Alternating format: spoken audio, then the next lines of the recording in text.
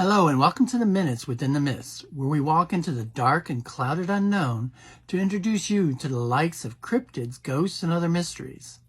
My name is Gary, and today we barricade ourselves inside the farmhouse against the Kelly-Hopkinsville's Goblins. In August of 1955, on a small farm in Kentucky, a young man named Billy Ray had volunteered to go outside and fetch water from a well. There in the night sky was a round metallic object leading a trail of smoke behind it, and just as it cleared the wood line about a half a mile distance, it stopped in midair and dropped straight downwards. There was only a dull thud to indicate that the object had crashed to the ground. Billy Ray ran back in the house and announced to the group gathered inside that he had just seen a spaceship. Everyone laughed at his joke, but he and a friend of his, named Lucky, returned outside so that they could point out exactly where the spaceship had crashed. There were no signs of the spacecraft, but they saw something coming out of the woods. They were in shock, disbelieving their very eyes, as a man-like creature was floating towards them.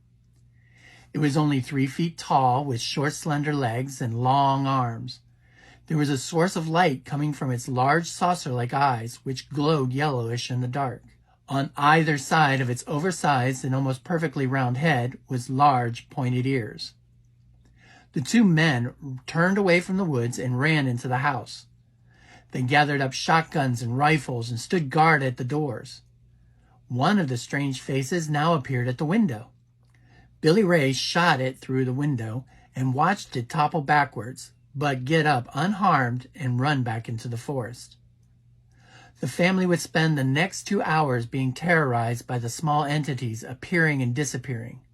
Noises could be heard on the roof, faces would appear and disappear at the windows, and the family would look outside to see a number of these creatures moving about the yard or perched up in the trees near the house. At around 11:30, there seemed to be a quiet. Believing that maybe the little men had left, the family gathered everyone up to rush out of the house and pile into the 2 trucks. They drove to the police station in Hopkinsville.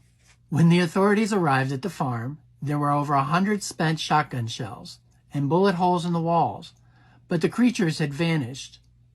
Perhaps they would return another day.